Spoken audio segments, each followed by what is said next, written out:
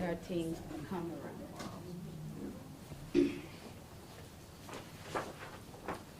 want to open up? Sure. Yeah.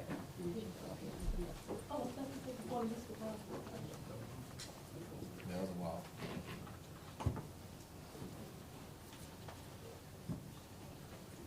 You all can close the door. Open it. Close it.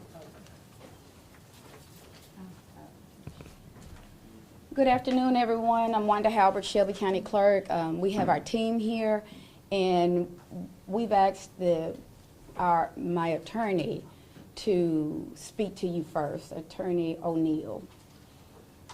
How y'all doing again? So, I know you guys saw the results that the Court of Appeals, we sent this matter back down to the trial court. Actually, that's not where we stop at, because they sent it to, they appealed it up to the Court of Appeals. Now, the next step is for us, and we're probably going to appeal it. We're going to request for permission to appeal it to the Supreme Court. So that's our next step. In regards to the clerk, really what she's going to talk about is, I guess there's been substantial questions and conversations and concerns about this militant scenario. I think this militant scenario is totally going the wrong way.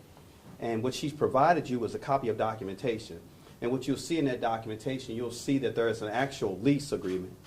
That lease agreement is with Shelby County.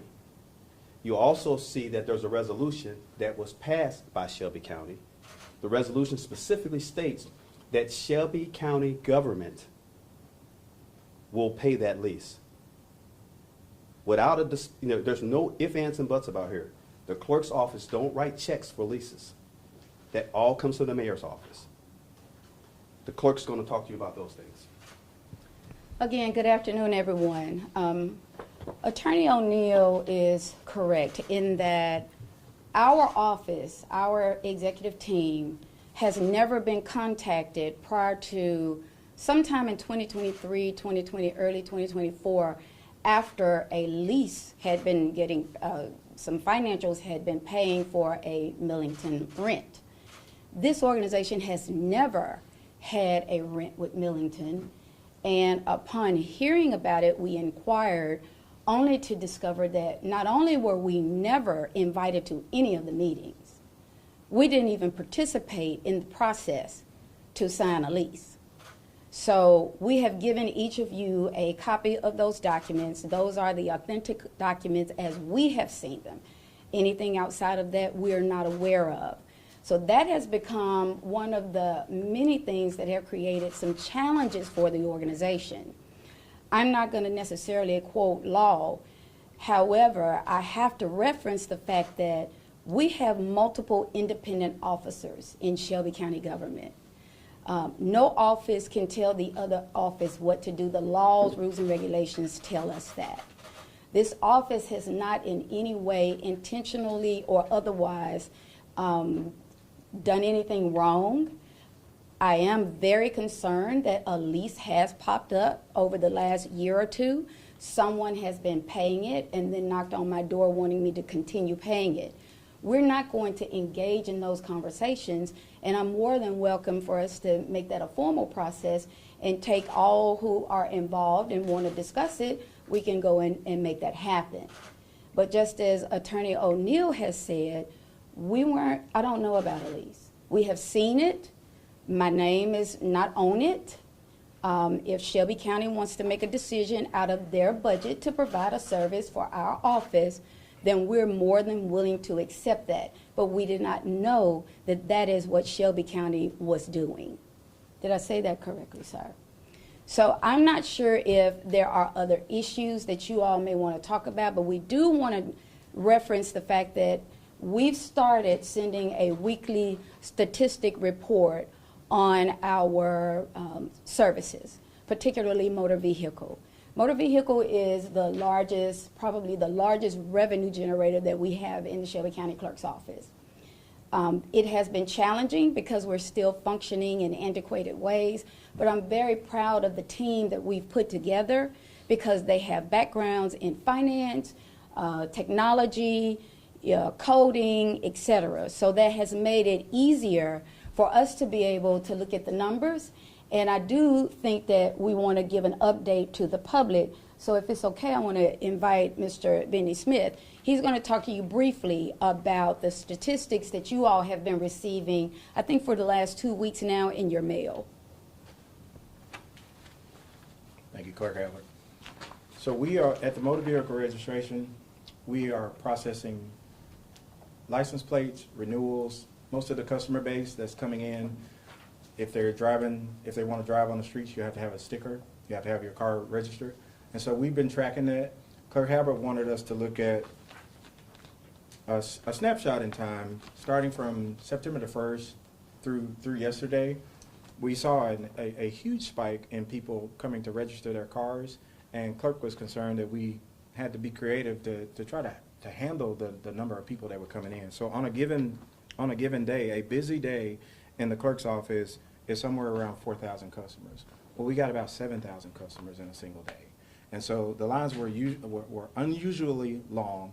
And so we've been sending out, and I'm just going to put it out, we've been sending out just what has been happening. And what we were able to ascertain from the data, if you look at the data, and I'll just pull these to the side, we were isolating our registration. So around the time of the announcement of the National Guard and the task force, we saw a spike in registrations. And so that's not abnormal if individuals are fearful of being pulled over. They want to make sure that their registrations are current. And so they just got it out of the way, and they did their registrations. However, what we saw, and this is what contributed to the longer and the abnormal lines, is our late registrations.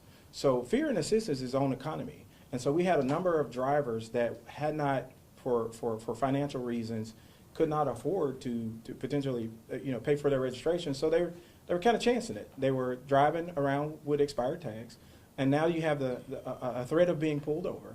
And so we had a number of citizens to come in, and it's a huge price tags on the public, because they're paying for 3 and 4 years.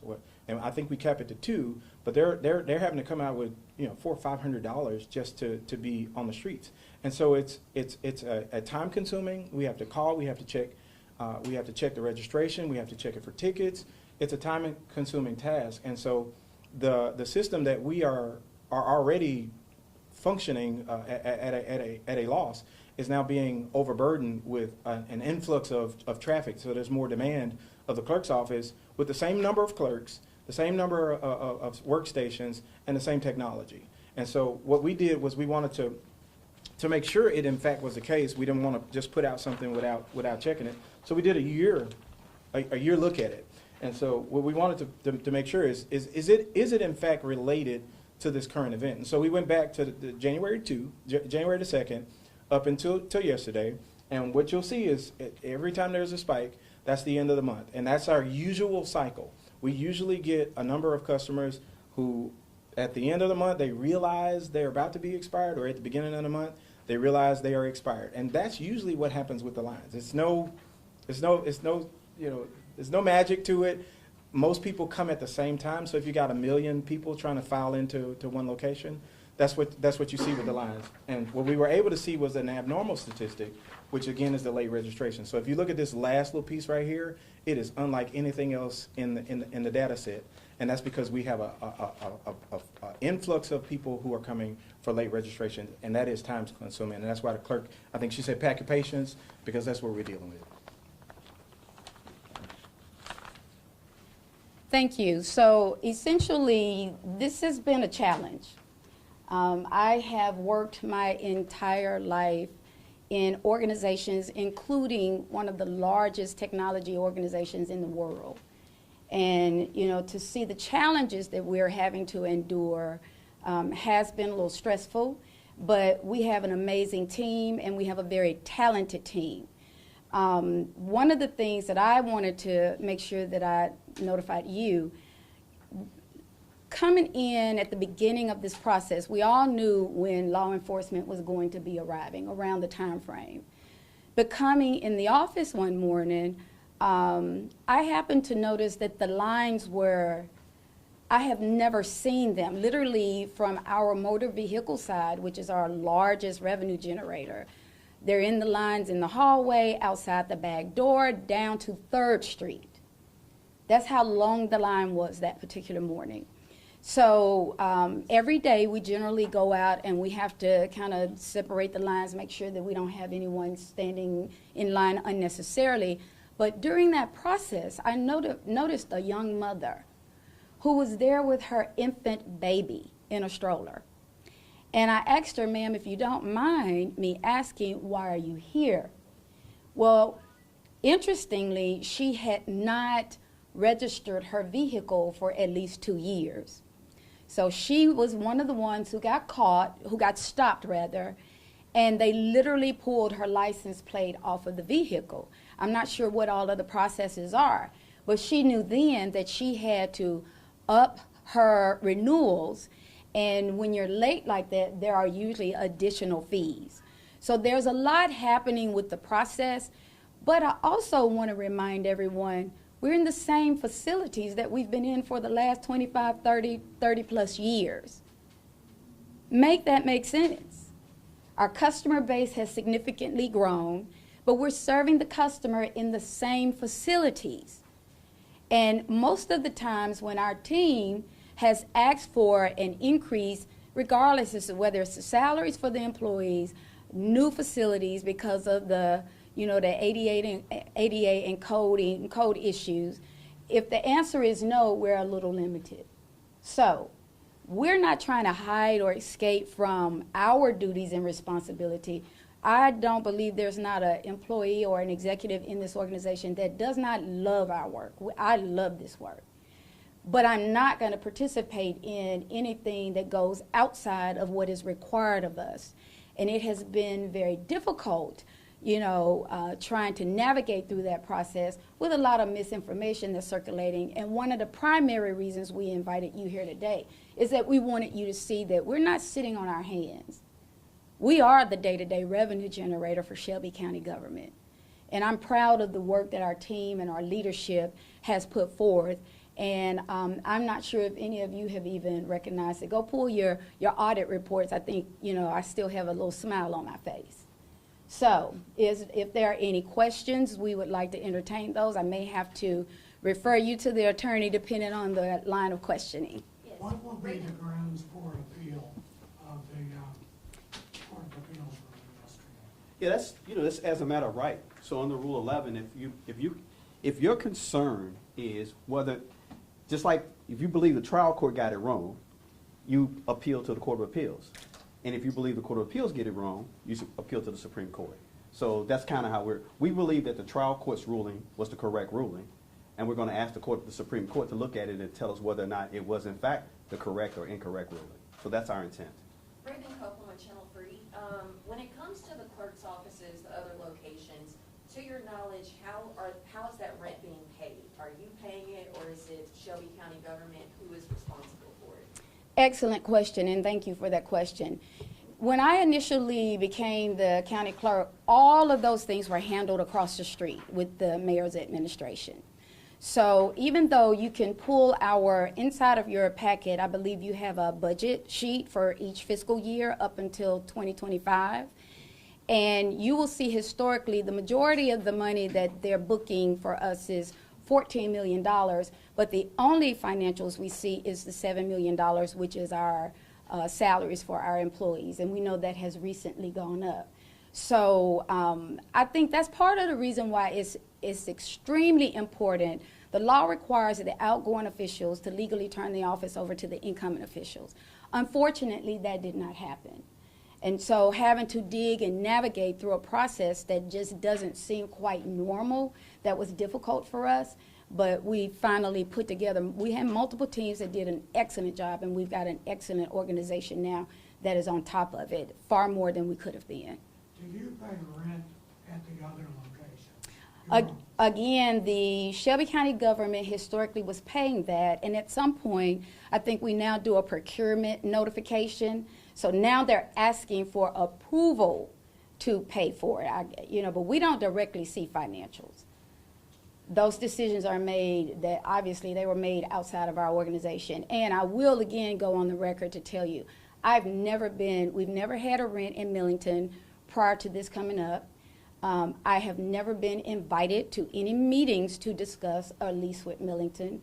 I did request a meeting with the immediate past mayor, and we shared with him that our current Millington space is a little small, and we created a bigger vision for the city of Millington, which was to add kiosks throughout different parts of their city, including the downtown, their office, their specific government office, a couple of the library, and the grocery stores, the grocery areas. They were excited about it, but this obviously had been occurring, and we didn't seem to know anything about it.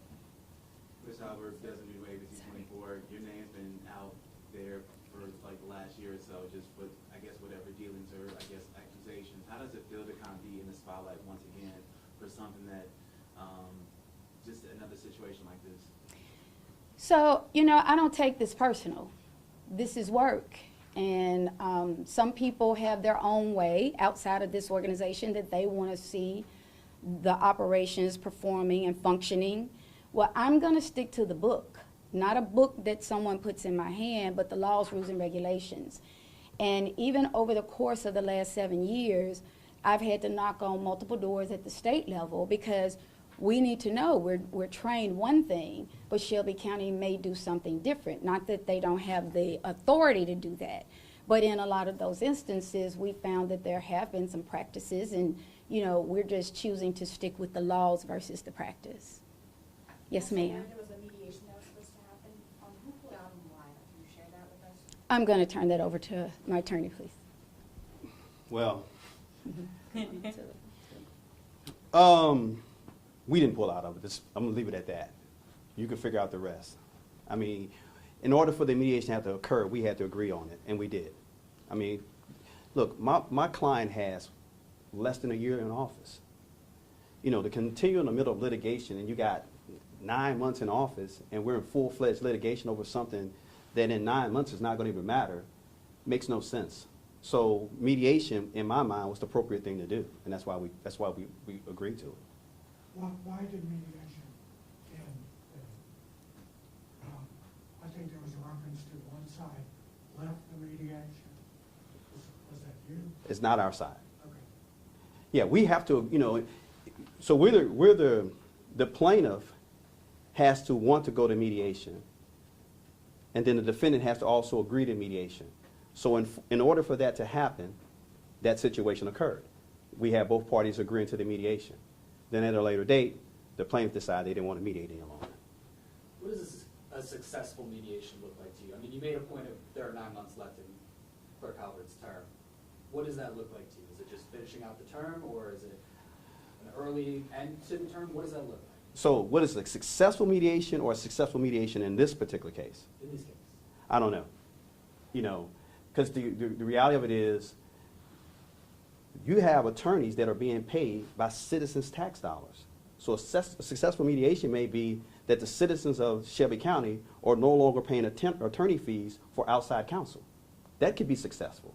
The fact that, I mean, if you look at the numbers, you look at the stats, what are we talking about? My client's stats are good. My client's office is running efficiently. We just gave you the breakdown, we gave you the numbers. The numbers are good. So what is wrong? So, I mean, I don't know what a success, the short answer is, I don't really know what a successful mediation looks like, but we would be discussing all those things that we're talking about. What is the end state?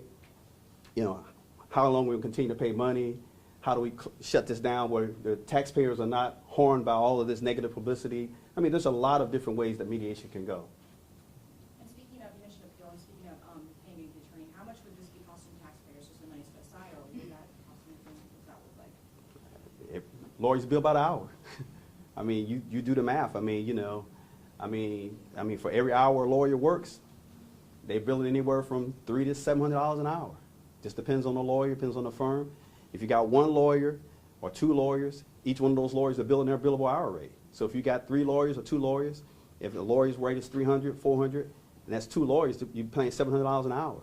And so on an average, an appeal will take you somewhere around, I mean, if you're doing, you know, if somebody's writing and they're doing everything, the research right, I mean, you could be looking at 80 hours easily.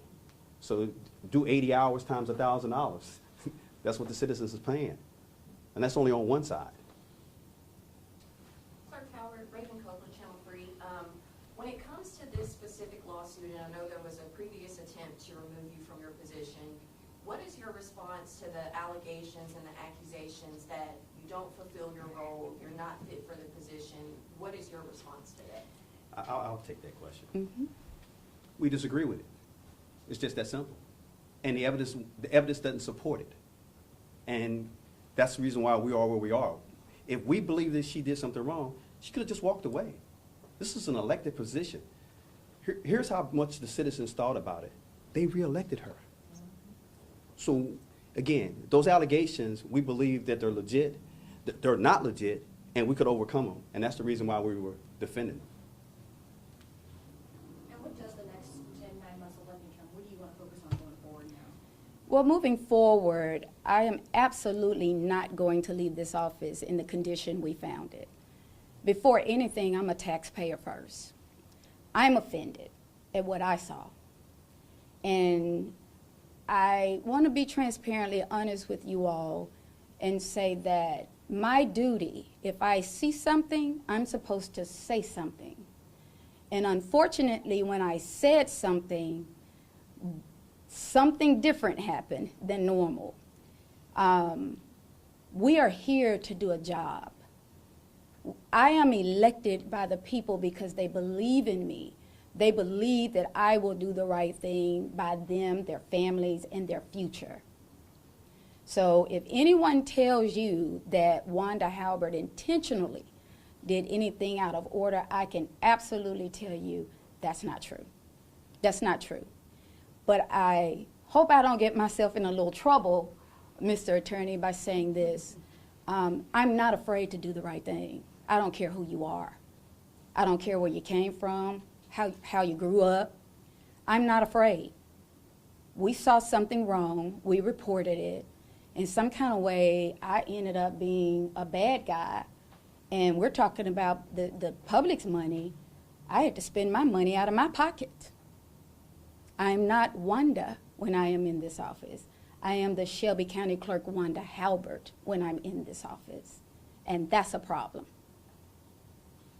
Clerk Halbert, you said earlier that you've been putting in requests for rent payments with these other locations. Are you putting in those requests with the Millington location now? Sir, I don't have anything to do with the creation of the Millington contract. I was not at the meeting. I don't know what they discussed. Outside of the paperwork, I'm not going to anything about that until it comes up and becomes a responsibility of this office to look into it. Whomever created it, they paid for it for more than a year before I even found out about it, if I'm not mistaken. And so they can continue paying it. I am not at all going to quote any state or local, state, or federal laws, rules, and regulations, but I do have common sense. You cannot make a decision for me without me being at the table. So I'm done with the Millington lease. If someone wants to come and make a different kind of conversation, hit the table, let's do that. But let's not pretend that this current relationship, whatever it may be, it has absolutely nothing to do with the current Shelby County Clerk or the Shelby County Clerk team. So, can I interject, Madam? If you look at the lease that you have, you look at the documentation, there was a resolution that was passed by the Shelby County Commission. It speaks for itself. The resolution specifically states that the county will pay that Millington lease, not the clerk.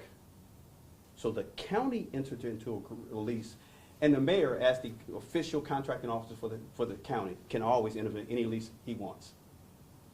So the county, on behalf of the commission, entered into a lease with Millington. So the county assumed that responsibility. Hey, let's be crystal clear. Millington is in Shelby County, and a Millington building, if Shelby County should be able to live, rent, wherever in a Shelby County building, because our taxpayers pay for that building. So for the clerk to be paying specific taxes for a building that the Shelby County taxpayers pay for, that makes no sense.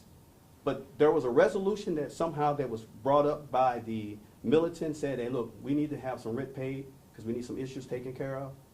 The Shelby County Commission agreed on that. The Shelby County Commission entered into an agreement with the mayor to pay for that lease. And that has nothing to do with the clerk's office, because that's how it's all set up. And you got the documents to establish that. And I will add to that, if I may, that, you know, this is my third government position, and I've never seen decisions made for offices without all partners at the table. And when that doesn't happen, this is what we get. We get a lot of turmoil, a lot of questions, a lot of concerns, trust factors. Downtown in our motor vehicle side is the largest customer space that we have in the Shelby County Clerk's office. According to the documentation given to us by the fire marshal, we are only allowed to have up to 12 to 14 customers in that space at a time. Impossible. Impossible. And it's just a little alarming that, you know, something is all of a sudden happening that made us forget about that and overlook that. What is that thing? It is impossible for us to serve in the largest facility 12 to 14 customers at a time legally. Impossible, but we're making it work. So we don't have a problem, you know, meeting with, attempting to negotiate, talk to anyone, but we're not even talking about 20, 30, 40-year-old facilities where our customer base has significantly outgrown those facilities.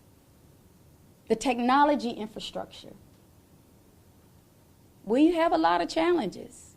It's our job to try to clean it up, but if someone's going to hold the purse string that belongs to the county clerk's office, then if the state is okay with that, we have to live within the confines of what the state, local officials decided. But we're not just elected officials. We have laws, rules, and regulations that govern our duties. What does the law say? What does the governance of the process say? To get a call from someone wanting to talk to me about my lease at Millington, and I've never had a lease at Millington, that's just incredible. It's just incredible. We're not kids here. We're not children. We are adults. We are elected and or appointed adults. And there is no Millington lease that was even presented to me or this team prior to someone engaging in some kind of contract and possibly paying them for a year. And to answer your other, specifically answer your question, if you do an open records request, you can find out how much those fees are. Yes. Thank y'all. So I think that's, oops. Excuse me. I think that's it for us. Unless you all have some other questions, some things we may not be able to respond to, would have to get information. You are more than welcome to reach out to us anytime if you need additional reports. We're going to keep those reports coming. I did want to say that a few days ago I was on my way to work, and I was driving down one of the streets right outside of Orange Mound, and I saw a couple of the individuals who have come here to, you know, law enforcement. And I drove up, and they were looking real weird and strange at me, and like, what do you want? What are you here for?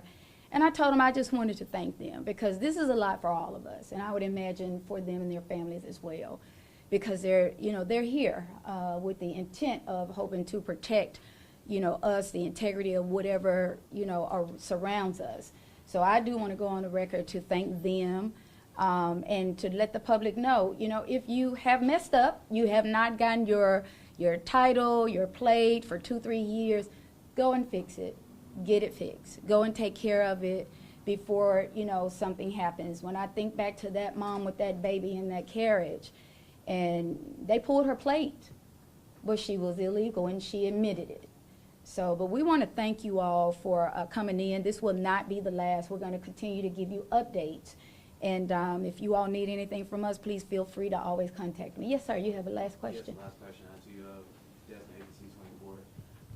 You have mentioned about the lack of, I guess, technology, you had mentioned the age of the building. Is this an opportunity for you to formally say that you would request or recommend that it be a new building or maybe new construction to kind of to update the outdated things that you are seeing right now? We have actually been doing that over the last several years, and one of the biggest locations that I was pretty excited about as a potential, the old Memphis Light Gas and Water that's on Summer Avenue right off, is that Parkway? Southeast Parkway. South Parkway, Southeast Parkway. And it's an old bank, and when I saw the facility, it had like 30-something parking spaces for the public. We just needed to clean it up. It was a perfect idea for walk-in, kiosks, need to see a live person, and it's not the only one. We've had 2, 3 different real estate agents working with us at no cost. We have a full comprehensive list of 60 to 90 properties, and for some odd reason, we just cannot seem to get a one. We cannot seem to get a one, and I'm not comfortable with that. I have to be honest about that.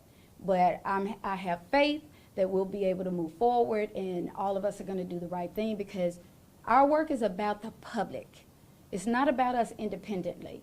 And having been in government for at least 25, 30 plus years, I've always put the people first. We're not putting the people first right now.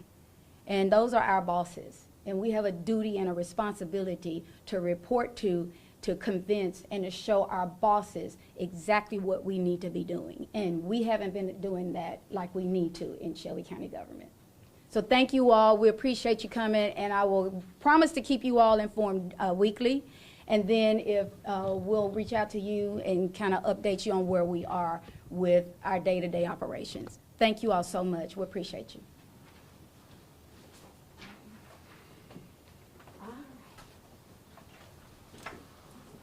Thanks, guys. I appreciate you. Will be able to get video of,